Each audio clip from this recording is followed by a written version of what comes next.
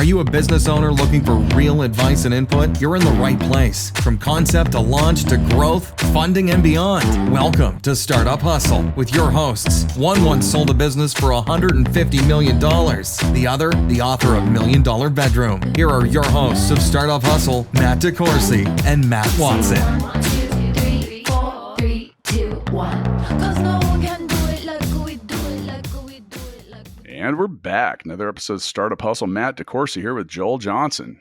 Hi, Joel. Good afternoon, sir. I appreciate you sitting in for my colleague and business partner, Matt Watson. Now, welcome back. We are here for episode 2 of our digital strategy and digital marketing series. Episode 2 of 1,276. Yes, this is like The Empire Strikes Back. It's where it gets good. The first one was just setting up the storylines, That's right. giving a little bit of backstory, but now we get into like the real juice. Digital marketing channels. I love the juice. I do too, man. And this is actually like, honestly, I'm way more excited to talk about this than like the basic overview. But what we're going to cover here is specifically what kind of digital marketing channels exist. Let's start there. And now, by the way, if we really did cover all of the different digital marketing channels that exist, this episode would have to be 5 hours long, if not longer. I mean, it's almost infinite. There are a few that you've heard of that are a pretty good place to start. Now, for those that are potentially tuning in to this episode without having heard the first part of the series, it is called Digital Strategy, in which Joel and I talk about. Yeah, got digital strategy, basic overview. Where do you start? Wow. What do you look at? What do you think about? We were smart with that messaging to name the Digital Strategy episode Digital Strategy. It helps me remember. I know, agree. Now, speaking of digital strategy, today's episode of Startup Hustle is brought to you by Fullscale.io. That's the business I own with the guy that isn't you, but you work at it, right? That's you are right. the chief marketing officer I am. at Fullscale. Could you call me Chief? Just Yeah, sure. I call Watson Master Watson. So Chief Johnson. I like It that. doesn't sound just right. Chief. No, just Chief. Just Chief. Yeah. And then also it sounds weird. So now with that, as I mentioned, Fullscale.io, we help you build software development teams quickly and affordably. We do actually have a quite robust marketing department within Fullscale. And as mentioned, Chief, you are now in charge of that. So good luck and Godspeed. Thank you. And we can all have a moment of silence for Joel, who technically has to work with me, but I prefer to say works with me. Right. God, that's got to be challenging. You signed up for it too, which is odd. Now, in the process of signing up for that, you build yourself as a digital strategist. I do. Now, we don't have to go as in as deep a detail as we did in the first episode of this series, but for those that might just be tuning in now, what's the background? Yeah, I mean, overall, just kind of the last 23 years, working with marketing teams as they transition from offline to online. A lot of graphic design, a lot of creative teamwork, business owner, entrepreneur. I've told a lot of stories. Yeah, you're also you're the creator of Mixtape. I am. Yeah, which we're business partners in as well. We are. Yeah. Check out Mixtape the app. And if you listen a lot, you'll know that I usually win Mixtape, which actually isn't true. It's not true. No, but I like to think of myself as a winner. I think if you're going to be a winner, you have to start by believing that you're a winner. Cast the vision. Yeah. A lot of golfers do that. If you talk to my wife, she'll tell you that, according to me, I'm great at everything. Well, sure. Yeah. Positive mindset. If that's what we want to call it. Yeah. All right. So when it comes to digital marketing, as I previously mentioned, there are basically an unlimited amount of channels, meaning mediums or places in which you can advertise or do whatever it is that you do. Right. Yeah. Now, this is on the surface, possibly straightforward. In reality, it's not. It can be confusing. Yeah. So I'm going to just rattle off a quick list, which would be your website, social media, email, blogs, or maybe in some case, podcasting. Yeah. Okay. So those are some of the basic categories, and we're going to get into each of those. And now the sexy approach might be just dive right into social media channels. Yeah. But as you will soon find out by continuing to listen to this episode, your website is important. It is. Why? Because you got to drive this traffic somewhere, people. I mean, that's the first place people are going to go. Yeah. So let's actually, we were going to talk about like all this grandiose, great things you can do. What are some things about a website that just make you immediately go, nope? For me, being in the design field, I would say the way it looks. I can gauge how much money and thought and time and resources you've put into your front facing business page in about 5 seconds. It's amazing how many like leads I'll get for different things. And I'm like, wow, this company might be great. And I go to their website and I'm like, wait, I was just at your LinkedIn company page. You've got like 200 employees. How come your website sucks? Right. Like, are these real? And here's the thing is a confused mind almost always says no. Yeah. So confusion can come from a number of different things, but in this case, and for those that are longtime listeners, I say this a lot. You got to look like you're in the business of whatever it is that you're saying that you do. Right. And I don't care what size your business is. If your website's garbage, it doesn't matter how awesome your digital marketing is. You're going to have a leaky funnel. Don't go to a job interview in your robe. Done it. Wait, no, I haven't. Actually, we did have a guy show up to a job interview with slippers on, right. like bedroom slippers, which, by the way, this sounds weird, was one of the reasons why I was like, we might want to hire this guy. Yes. So we hire people that are like genius programmers. And I'll be honest with you, like if they show up wearing a cape to the interview, you should probably just hire them right there. Because in some of these cases, the weirder they are, the better they might be. Yeah, that makes sense. Yeah, you don't have that luxury trying to capture your customer's attention. No. So, all right. So with a website, there's a few things that I think are pretty key. You need to start by wherever it is that your visitor lands. You need to pass a simple flashcard test. And why I say flashcard test, meaning if that person looks at it for like 2 or 3 seconds, what messaging are they going to come away with? And that's where, when you're telling your brand story, you have to be able to do that quickly. Yeah. Like at full scale, build development teams quickly and affordably. Exactly. Boom. That's the tagline. Yeah.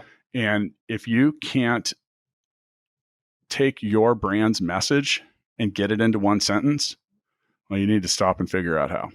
It needs to make sense, and it needs to be clearly communicated in a very short amount of time. Yeah. Now, also on a website, things that'll drive me nuts. Well, first off, it doesn't open quickly. Yeah. Done. I'm going to bounce. Right. Also, just certain things like readability. Like, by the way, people don't want to read your 400-word essay.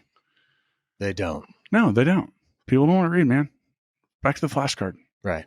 TLDR, too long, didn't read. Right. There are other channels where people who want to consume content in that way will be an engaged audience, but on the like the Wall Street Journal. Well, I just meant like, let's say blogs, for instance. Sure. Yeah. But even with blog marketing, you still need to. There's a headline for a reason. Yeah. And people don't, well, even when you're scrolling down those, people want to look for things like bulleted lists, headers, images, examples, testimonials. You can do this stuff in a very straightforward way. Another thing that annoys me about certain websites is if I have to go hunt within your site, how do I get a hold of you? Right. Like if your business revolves around people calling, you should have a sticky header that no matter where you go, anywhere it goes on the site, that phone number is right up top and I can click it and my phone is going to say, do you want to call? Clear message, what you do. Yeah. And then following that, I would say, if I'm interested, then my next step is contact page. I hate obnoxious websites, things that are like bright yellow with black font. I'm like, unless you are a bumblebee farm or you sell honey, don't do that. Right. Is that fair? Yeah. And I mean, there are available tools that are affordable for any small business. Squarespace is one, where you can, if you're not an experienced graphic designer or don't have the resources to hire one, those things can help you walk you through building something that's presentable and professional. Yeah. So I'm not going to get too caught up in this part of it, but one final thing is with your site, you need to very quickly either define the benefits of what you're selling or offering and be prepared to answer a couple simple questions that might be common. Sure. A confused mind almost always says no. Yeah. So like there is something about your offering that confuses a lot of people.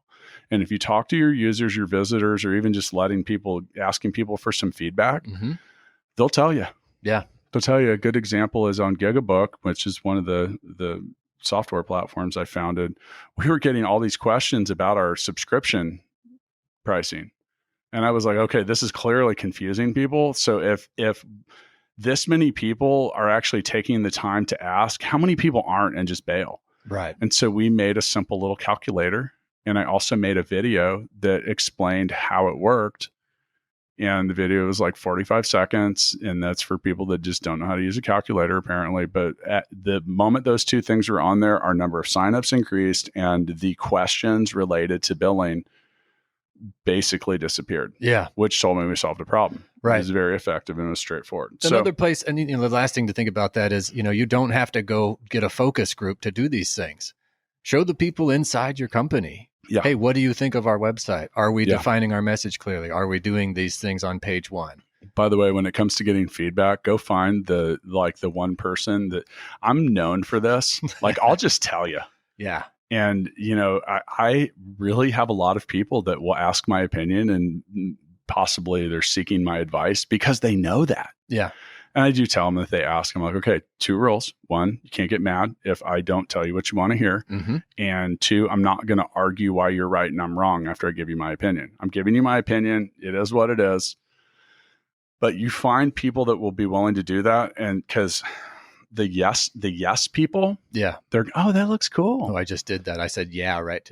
You totally did. Yeah, man. You're yes. Yeah. You're so smart. Affirmative.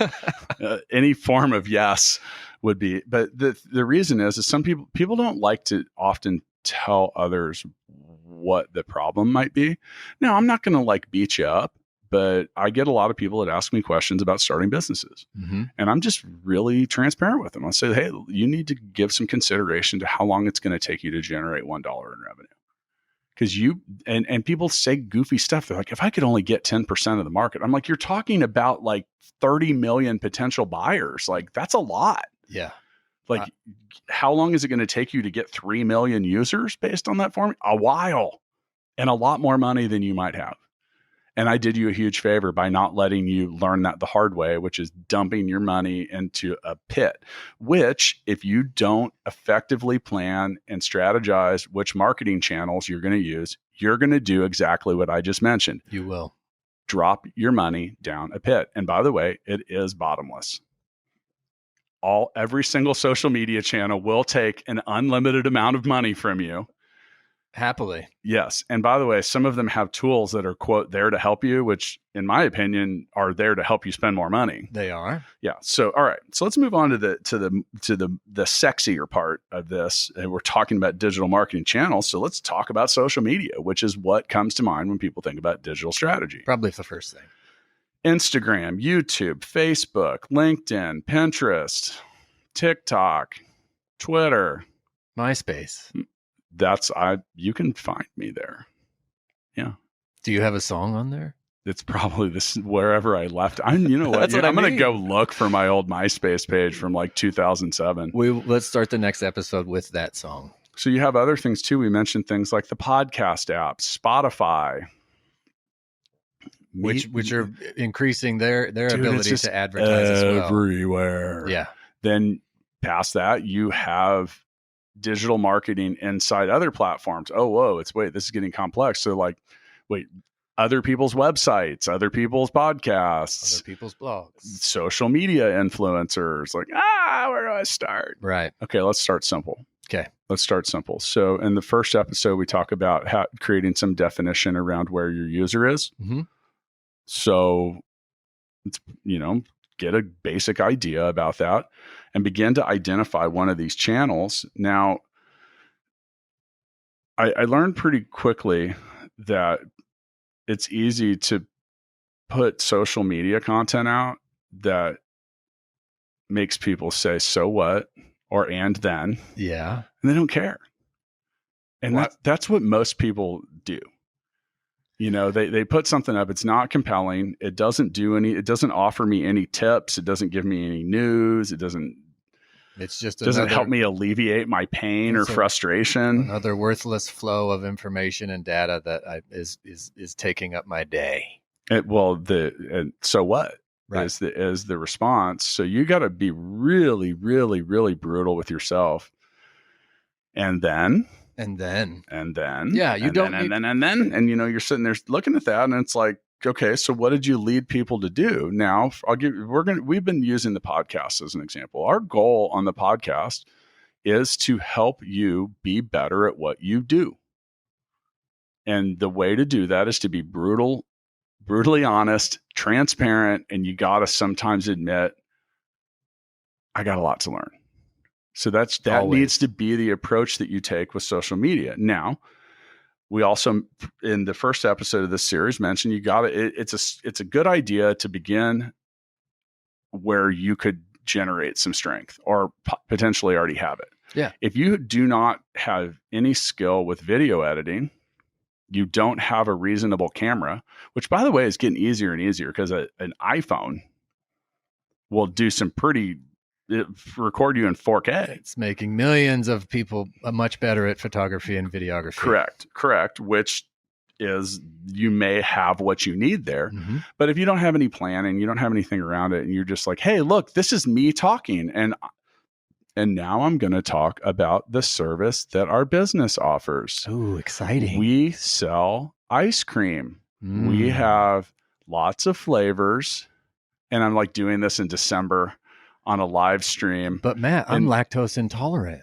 But we sell ice cream. But why should I care? If you come to our store, we have ice cream.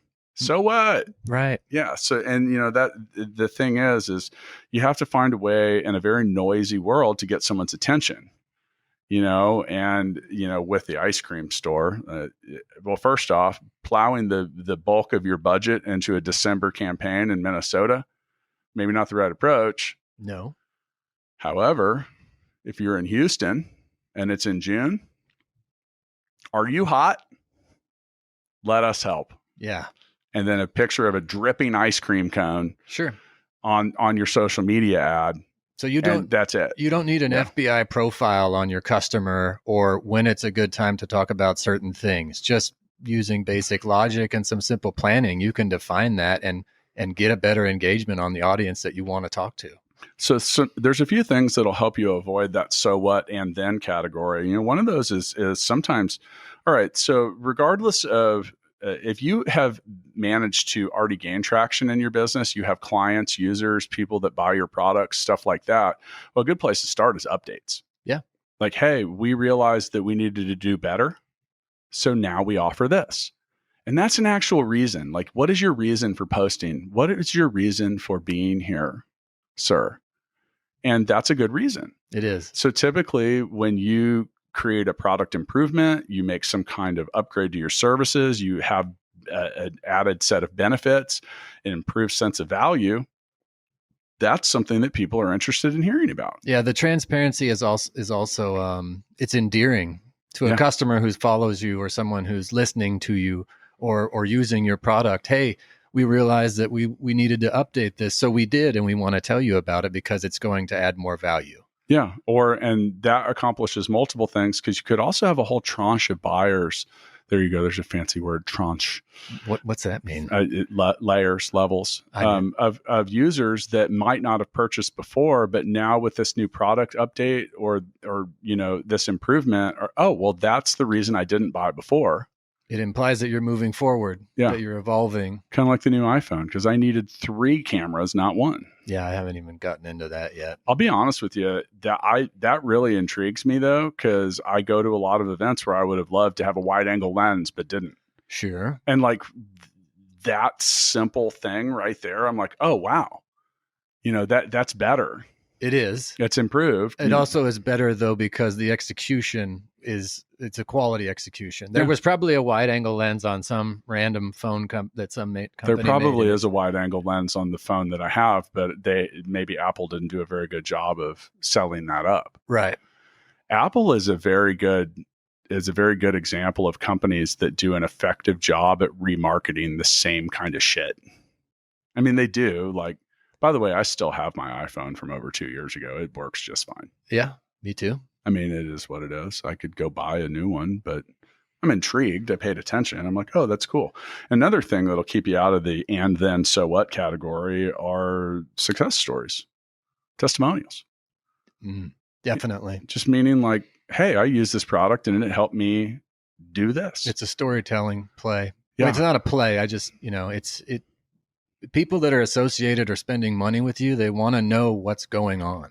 People are fascinated. We're built to listen to stories and be curious about stories. Startup stories, success stories, the evolution of a product story, These are things, saving time, saving money. You can't put a price on peace of mind. Mm-hmm. So, all right. So I've used GigaBook as an example. When I first founded GigaBook and we started building it, because I'm kind of a nut about general efficiency in a business, I thought everyone would be. And You then are? I very quickly realized, wow, most people don't care. What they want is peace of mind. They don't want to answer the phone. They don't want to talk to their users. They want to be able to not be chained to the ringing phone and the appointment book. And once they can automate that, like, wow. So what are our benefits? Take appointments 24 hours a day. Unchain yourself from your business.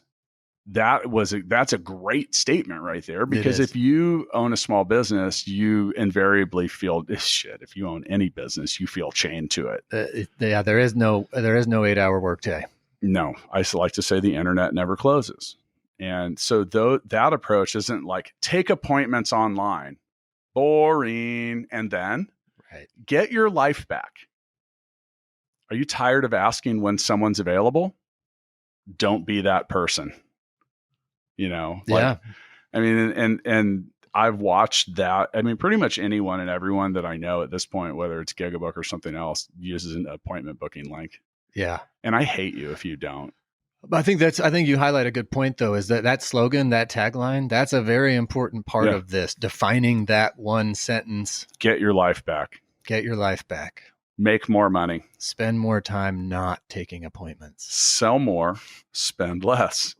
Whoa, that's possible. Right. All right. So another thing that, in Congress with client stories is if you can, there are a lot of really modern and easy ways to highlight success stories that are associated with whatever it is that you're marketing.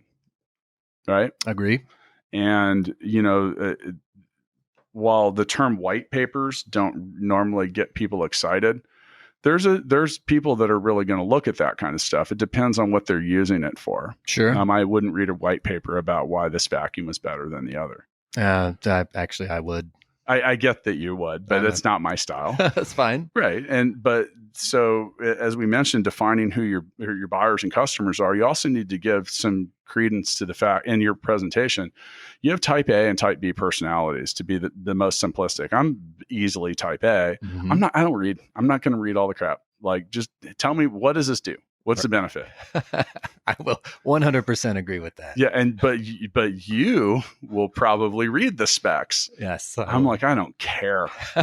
A great example is when I went to Best Buy a few years ago to buy a camera. And why was I there?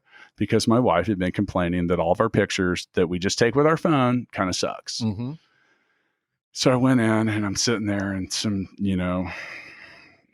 probably high school age kids. Megapixels? He's going down the features list. He's like, this has got like a dual image mirror and a processing chip. And I literally said, will this take really great pictures of my kids on Christmas? He goes, yeah, actually will. Okay, I'll take it. Nice. That's all I cared about. Best, easiest Does this sell take you really had. great pictures? Like, okay, cool. I'm in.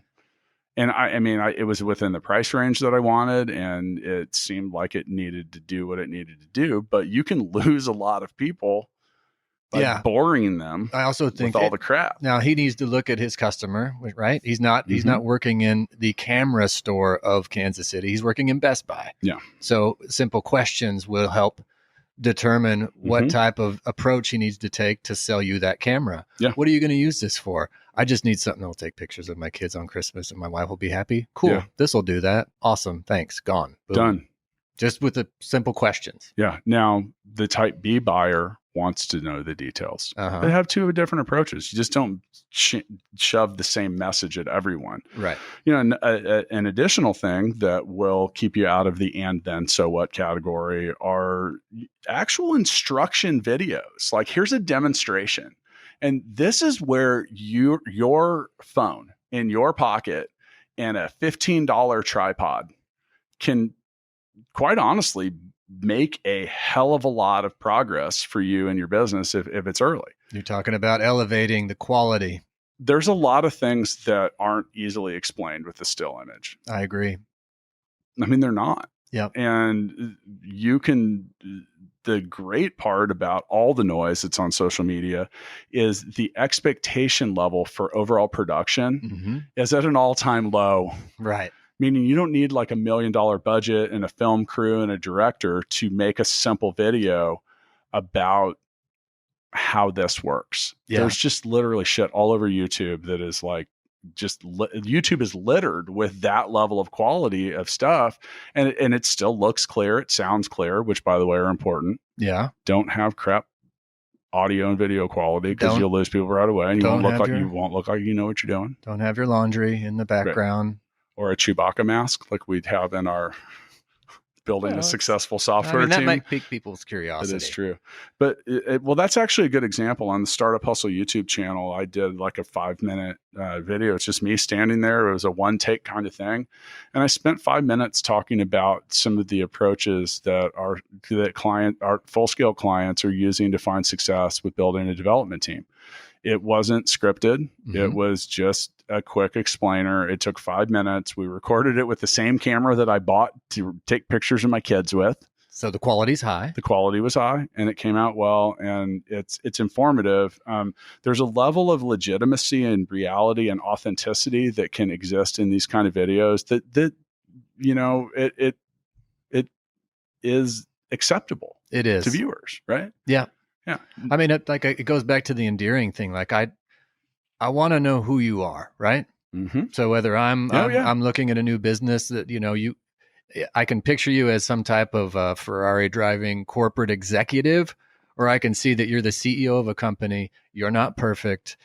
Everything isn't always polished and perfect. I think that's where you lose some people is it's just like, this just doesn't, kind of feels scammy. Well, and that relatability is important. And that's actually something we aim for at Full Scale and that's why I make videos like that. I'm like, hey, look, this is me.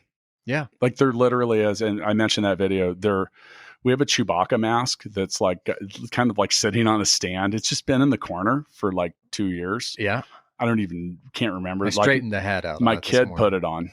That's the last time it was worn. Yeah. But you can see it in the background. It's just kind of funny.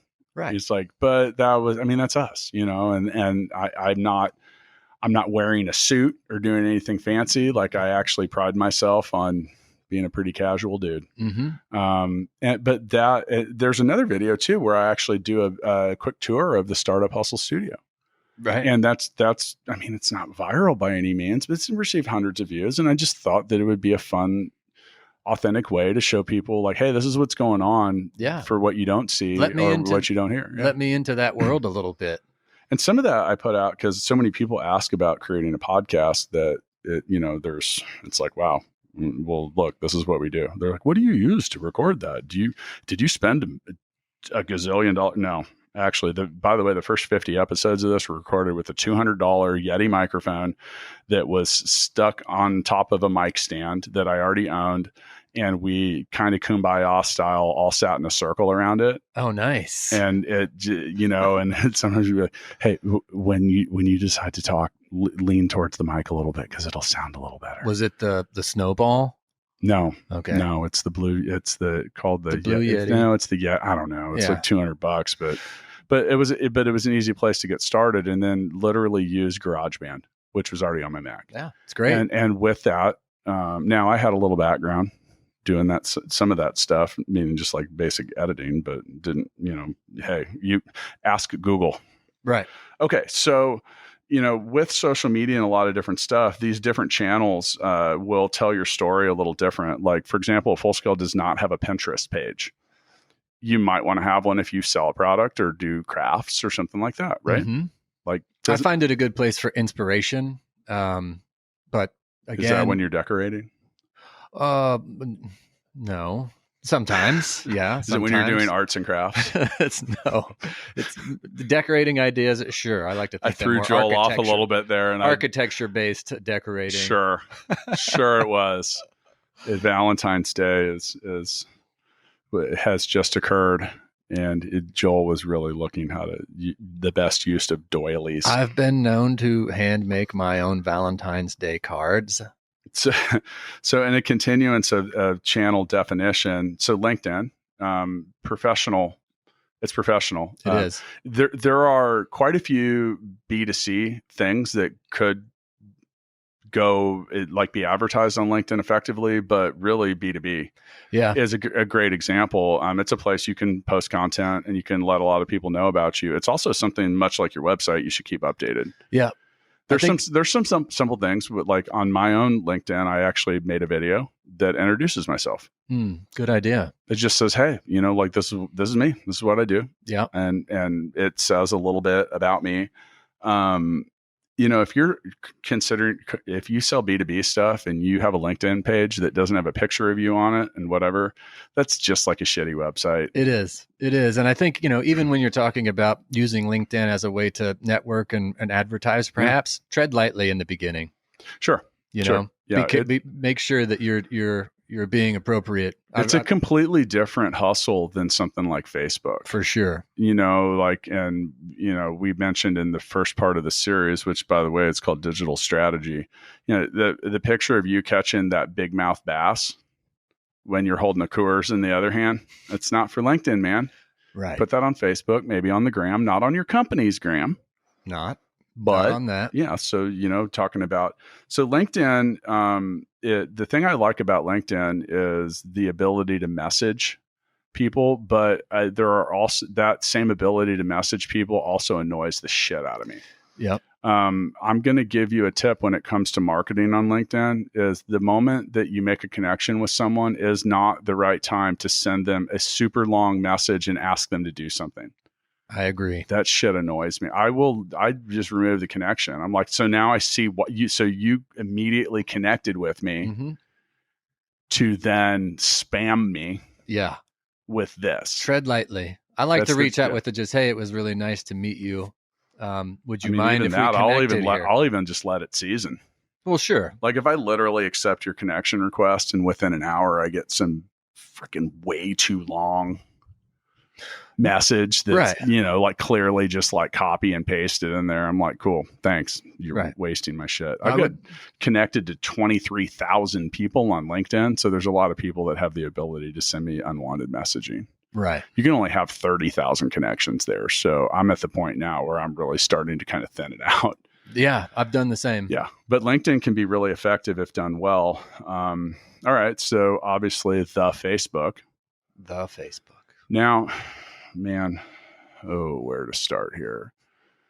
There's been a lot of Facebook is intended to be you. It's intended to be personal. And a lot of people get on there and they want to talk about religion, sex, politics, stuff like that. And if you want to use that for business marketing, don't connect to people you want to do business with on Facebook. Because if you're there talking about Trump or talking about Obama or doing whatever, here's the likelihood you're going to piss someone off. Definitely. You are. You're going to piss someone off. And the likelihood that people have the same views as you do when it comes to religion or politics is very, very unlikely. Now, some people are finicky about it and some people aren't. But you can really fuck a lot of shit up for yourself on Facebook in a hurry. Yeah. And, if you're, and look, I'm not saying don't say what you want to say. But if you're vocal about specific opinions, positions, we're here in an election year, like, dude, you're going to probably alienate some people. And if you're trying, so I don't really get involved in a lot of that. I just don't really like the topics of religion and politics. Yeah, I know. Because they usually end up in some heated something. And I'm like, oh, great. Now Joel's going to walk away from this and he thinks this about me. Right. And if you think that doesn't matter when it comes to building your business, you're wrong. Yeah. Rarely is there a resolution that's positive for anyone. Who was it? The Jimmy John's guy that like had a picture of him like with an elephant that he just shot. Oh, Someone, I don't know if it was Jimmy John or someone. And dude, you want to, I mean, okay, if you want to go viral for that. And by the way, people quit eating there. I guarantee it because of that. Mm-hmm. And that you got to be careful with what you do with that. All right. YouTube. YouTube is a mystery to a lot of people. If you're going to make a video, I need you to add value. I do. I need you to offer something of value or I'm not going to watch. There's just so much content in there. Yeah, there is. And you know, that I would think that as a customer, I want to see a 30-second video on your website. If I'm interested, I might go watch a 5-minute video on YouTube, but it's not going to be the other way around. So a couple simple tips on YouTube. Do not make your intro too long, which honestly, if you're watching the Startup Hustle YouTube channel, we probably should not do our 30-second intro, but we do. Part of which kind of shows you who we are in the studio and stuff like that. That said, you will lose a lot of people. You got to get right to the point. You have 3 to 5 seconds. Yeah. Or they're gone. Right. They're gone. And if you think you're going to monetize your YouTube channel with your value added content, you better have a hell of a lot of people watching. Yeah. Or a lot of 13-year-old gamers. Yeah. But if you understand your channel, then you understand your channel. Like you can reach a lot of people effectively. The ability to create video and edit it and appropriately post it online is easier than it's ever been. Mm-hmm. Take a couple minutes and figure it out, or hire someone to do it with you. There are YouTube videos about how to post YouTube videos. Yes. Yes. So, a few years ago, I built a 2-tiered deck on the back of my house, having never truly built something out of wood at that level. Okay. I did it all by watching YouTube videos. Sure. And did it effectively. Yeah. And like Joel said, there's a lot of great content out there with a lot of people that are going to give you tips. Do your background before you dive into any of these channels. All right. So then last, you have Instagram. Some people are into the gram, some people aren't. Kind of the new crowd favorite. Yeah. Well, the thing I like about Instagram is it's quick and to the point. Mm-hmm. It's like, hey, here's an image, but, and I don't want to get too far into it, but with Instagram, less is more. I agree. Yeah. And I mentioned in the first episode of the series, one of the most successful ad campaigns that I've run is, and some of you probably found this podcast, is you saw an ad on Instagram that said a podcast for entrepreneurs. It had the Startup Hustle logo, and then barely down in the corners, there's some money coming out. Everyone loves money. Yeah, but the thing is straight into the point. So people, when they're on, you think about how people will use a channel. Mm-hmm. And when you have someone, if you're asking someone to watch a video, that's different. That requires time. It requires focus. You're asking them to give something else up. All right. When it comes to Instagram, people are scrolling really quickly. So if you don't get your point across quickly and effectively, you're just going to pass right on by. You got to capture them quickly. Yeah. Okay. So the social media part was a little long, but that's where most people are thinking when they think digital marketing channels. But how about email, man? Oh, email. Yeah. It's kind of like the old, you have mail. Writing Writing letters. That sounded, you have mail. Is that what it sounded like? Yeah. Why don't I have an effect for that? Oh, because we didn't plan ahead. We haven't done it yet. We will. Coming soon. More sound effects. Wait, we have one. You ready? Nice. Yeah, that's all I got. Other than some healthy hip hop songs from when Roy was in here. Yeah, nice. Yeah, we'll pass on those. Maybe not appropriate for what we're looking at. Right. I mean, it's not that they're not appropriate. They're quite appropriate. They are for all ages. So email. Oh wow, where to start? It's a touchy one. Well, but the thing is everyone gets email. They do. A lot of it's shit. Yeah. Now, I think that people overthink email. I don't want to read your long ass email. TLDR. Too long, didn't read. Mm-hmm. But TMI. It depends on what you're coming from. If you have, you look, can be one of, if not the most effective way to market or remarket specific people. I think if you can find a solution that is effective using email marketing, then you need to replicate that because you've found a golden arrow, so to speak. Yeah. So you can start really on a really simplistic level with something like MailChimp Mm-hmm. and be able to quickly and easily structure emails that don't suck. Previously known as Snail Wimp, Or I learned. good marketing, or Mail Pimp, or I don't know. They have a whole bunch of them. I have to look that up. But that's something that is so affordable and so easy. You got to reach back out to people, and we're talking now. People will quickly mute your emails or just not care Mm-hmm. if you're striking that and then so what? Like, why are you wasting my time making me look at this? But if you have important announcements, if you have offers, discounts, improvements, something that adds value, an email is a very, very, very effective way. And why?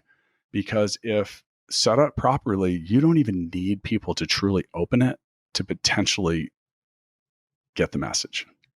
That's right. And I think, that at the end of the email, if the value didn't match the length of words I had to read, then I will never answer any email from you again. Yeah. Now we're going to get more into the email part of stuff. And the third part of this one, which by the way, is about digital marketing messaging. And I know we're breezing past a lot of this stuff, but I mean, we're going to be real specific about the who, what, where, why, and when. Yeah. And like, there's a different approach for the way you're delivering your message on YouTube than email, than Instagram and stuff like that. All right. My next on the list is my tried and true favorite, like the fail safe, awesome blog. The blog. Oh, Joel, we're always on a quest to be transparent and open. I have made an insane amount of money blogging. Really? Yeah. Yeah. Oh yeah. I've literally made millions. I've successfully started 3 of my own blogs and written a total of 3 articles. See, that's why you're not saying this. I mean, dude, I've been blogging for 10 years. I have easily made a couple $1 million doing it, a whole lot of different ways. Yeah. It started with affiliate type marketing. But basically having a basic understanding about how that kind of marketing has worked, how it's changed, it's evolved. Google has gotten better at what they do. In my book, $1 Million Bedroom, I get into a lot of that, including a really harsh penalty I got from Google back in like 2011. Yep. I read that. Oh, it was painful, but but still to this day, I am a successful blogger. Yeah. The Full Scale blog, it got a couple 100,000 visits in its first year. Yeah. I'm quickly seeing in its first value. year, man. And Right. like you look at things like Google, the term offshore developers, that's kind of an important keyword It is. for one of the things we sell. Yeah. And we're number one. And there's a reason why. And that's because it's not just because you created an article about it. It's that you create something that meets some specific requirements that, by the way, really have not changed over time, and that you offer something of some value and length. Yeah. And that's what matters. And we're gonna get into more of that in episode 3 here. But if you have given up on quote blog content marketing because you published 3 articles and you're not crushing it, well, that's why. And thank you. By the way, I have the Full Scale blog has a couple 100 articles in it. Mm-hmm. And, there's some things with the messaging that we will get into, but I will. So Master Watson, who's not with us here, is a master at blog content marketing as well. As Stackify gets about 1 million organic visits a month. Dude, That's insane. What would 1 million visits to your website every month at no charge per click do for your business? Now, it was a 2-year implementation process. It was digital strategy executed over it's a long play. Yeah. And also it's not only is it a long play. So Matt and I have different approaches. Matt has that long quality, deep value content. I like to refer to myself as a long tail marketer. Okay. So I look for the little onesies, twosies and just scoop them up because they're not even on the tree. They're the apples that are right there at your feet. And you're like, wow, I can just pick these up and put them in a basket. And, so I'm trying, engage in a mix of different things. But in the blogs that we publish at Full Scale, we engage in omni-channel marketing because we put embeds to this podcast. Yeah. We put embeds from our YouTube videos. We do. We create infographics that make sense, and we write content that doesn't suck. Yeah.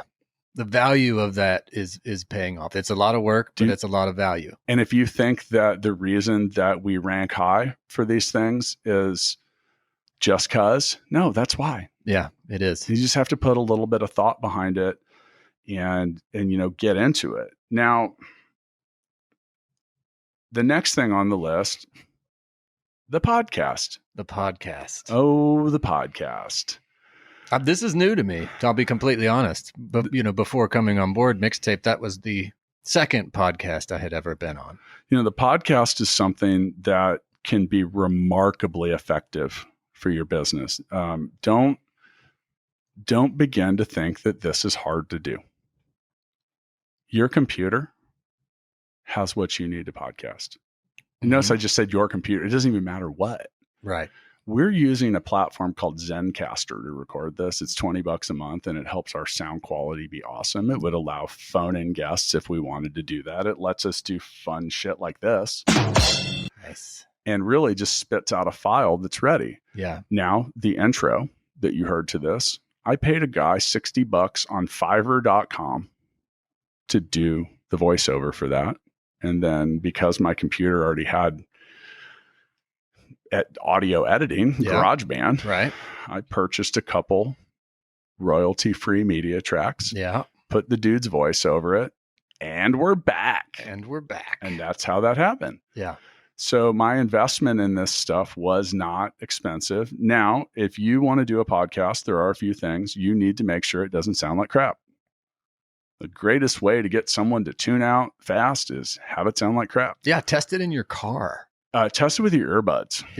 Car. The earbuds are the big thing because the one thing about podcasts that makes them highly effective is unlike YouTube, a podcast doesn't require you to give up doing something else. Right. Most people that are listening to podcasts are exercising, doing errands, or they're in their car.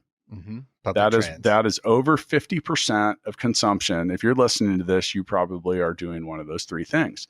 Now, I mentioned with YouTube that oftentimes require watching, which means you have to give up something else to do it. Now, with a podcast, there are a few things that matter. You have to be consistent. I think that's true with all of them, but I definitely agree. Without a doubt, all these things, success, and we're going to get into that when it comes to the execution and analysis, like what level of consistency. Because by the way, you can be overly consistent and just annoy people. Yes. So with the cool part about podcasts, and I think that it's amazing because this huge segment of Americans and people all over the world, we've had listeners in 190 countries. Like, dude, what's the where you're number one? What's that country? You're the top two? The United States? Almost. The second other one. I don't know. Canada. It's like Zambia or something. No, like it's that. not. No. Occasionally I actually, I looked at our analytics the other day and I was talking to my wife. I said, I just really am curious. Who's the one person, according to this, in Botswana? Maybe that was Who it. are you? Like, are you on? Because I picture you as being on safari, just kind of like rolling through the Serengeti, listening to Startup Hustle, which is probably not the case at all. But I appreciate so much of that. Now, the thing is this simple podcast, and it has given us the ability to be heard by people all over the world. Hello and thank you. Yeah. And that's the cool part of it that's powerful. But the thing that really makes a lot of sense when it comes to doing podcasting at your business is people often meet with me, or I get on the phone with them and I say they're interested in what we do at Full Scale. I'm like, can I give you a little background about what? And they're like, well, I've been listening to your podcast. I already feel like I know you. Just that kind of stuff. That's huge. And that is like, if G.I. Joe used to say knowing is half the battle. Well, in that case, it's like 90%, because people can get a realistic update or idea of who you are, and what you have to say. And I think the goal of all of these channels is to, in the best way that they can do it, tell people who you are. Without a doubt. Yeah. So, and you can do a lot of value added stuff. You know, the whole key is like, what's the benefit? What's the value? A podcast is a good, you know, where certain things you need to like be in and out in a minute. mm-hmm. That sounded weird. Well, certain things. Yeah. As Matt reloads, but there are things that you have to be really precise with. You know, a podcast is something like, we're conversational. We have a very short list of notes that we want to talk about, and past that, we're figuring it out on the way. And if I write them, kind of a long list, but that will change. Oh, you're getting it figured out. But you know, the thing is there's a couple simple things with the podcast. Is, well, first off, if you're going to launch a podcast, do not launch it with just one episode. I like that. You got to make like four. You're going to make a minimum of 3, preferably 5. You let them all out at once. Why? Because if you do happen to get someone interested in what they're doing and what you're doing, and you have one episode, you're just going to lose them. A calendar is always valuable with all of these channels. Get ahead of yourself so that you can adjust and you have time and you're not doing anything under extreme pressure. Well, back to transparency, part of the reason that we pushed the recording of this 4-part series up is that I have to travel to our office in Cebu. Yeah. And I will be overseas for 2 weeks. And because I value consistency and quality, we put some planning behind it. We want to have a little backlog. You know, it takes a couple weeks, sometimes a month for these things to come out, but that takes the pressure off needing to hurry up and get something out, which invariably leads to shit. Yeah. And it also, for the listeners, you're still providing value. You know, the listener doesn't care that you have to go to Cebu. No. But I like to think that our listeners do care, that they know that there's a new episode out 4 days a week that comes out at the same time every day, which there is an intent behind that. There is. And I get really cranky if for some reason that publication doesn't occur on time, because I feel like I let people down. And even the fact that you can say that and someone can hear it is valuable. Well, but I do. And the thing is I realized that I didn't like ruin someone's day. But at the same time, that, you know, anytime you choose one thing, you're choosing to give up something else. And if you're not there or it's not regular, people are going to forget about you. Let's just be realistic. Yeah. And now back to the whole social media thing, a podcast can also present a completely different angle when it comes to building the business and marketing. Like, I sit down with people all the time that are the kind of people that I'd like to do business with. Yeah. And it helps. We have a reason. We can unify in discussing a topic that's related to their business. And then oftentimes we hit stop on the record button and their first question is, tell me what you guys do at Full Scale. I'm interested. Yeah. It's a very conversational networking opportunity. And I know you don't look at it like that, but it is. Well, actually I do look at it like that. I do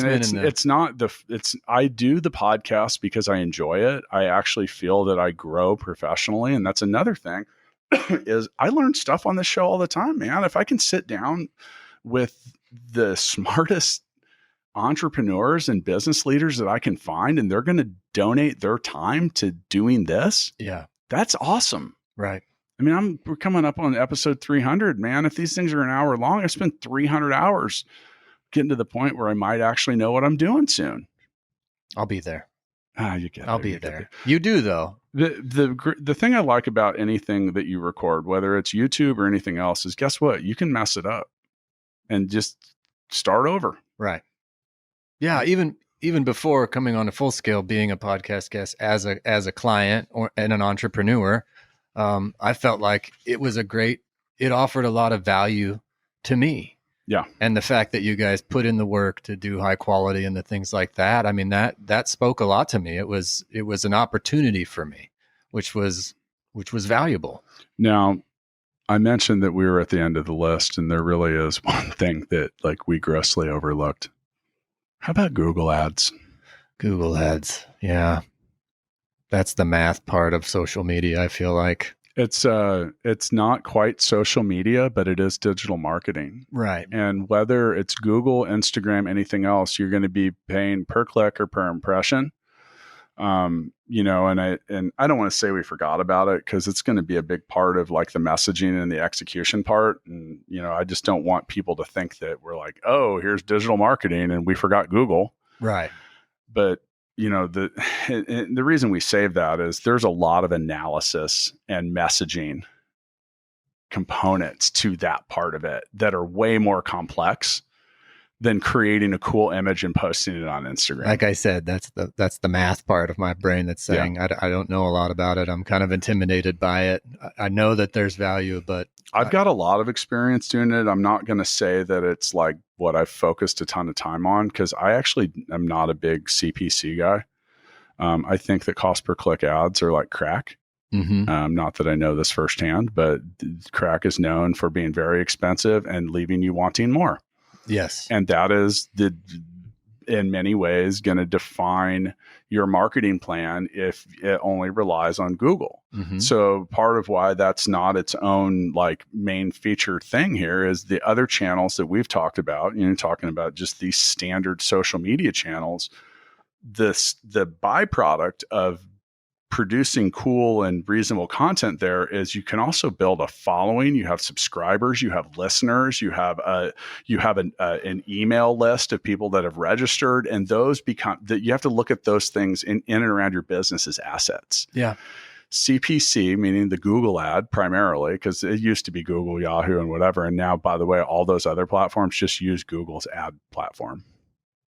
But there's a whole science that goes into that. And that's one of the things I want to talk about in episode 3 that's related to digital marketing messaging. And we're going to follow up a little bit with that in episode 4, which talks about your execution and your analysis of those things. Because, by the way, being bad at the paid media side of things, oh man, you want to talk about burning money? Yeah.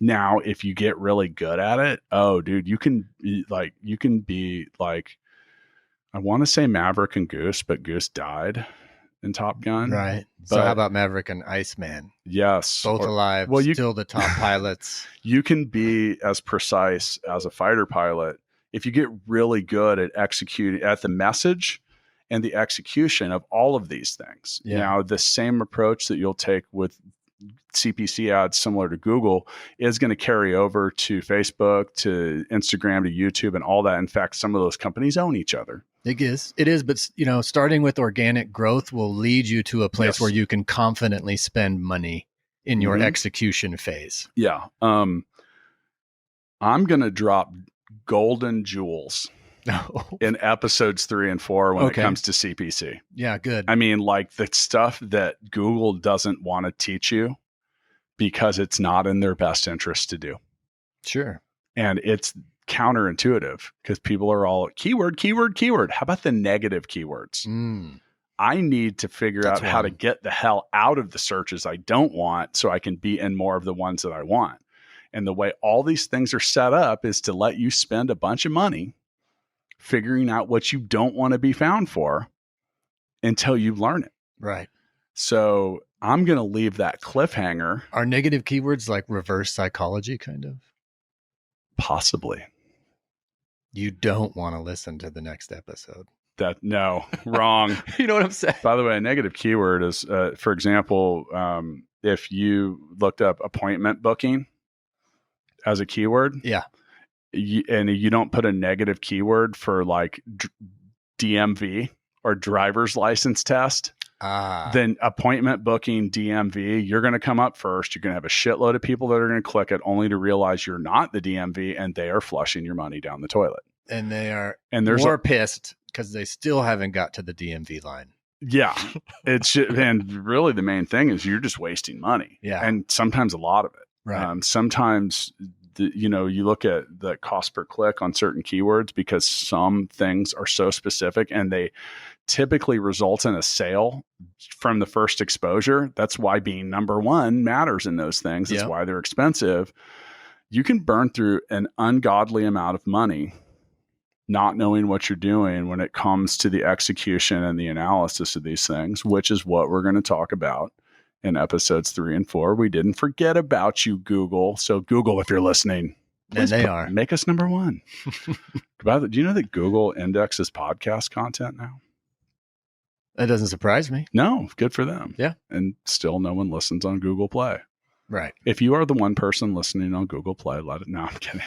Our analytics show that is somewhat true. But anyway, I'm going to get back to creating the messaging for episode 3 and beginning to analyze your performance in the existing episodes. So will you come back and do the next couple episodes with me? Of course. I'd love to. I appreciate it. See you next time.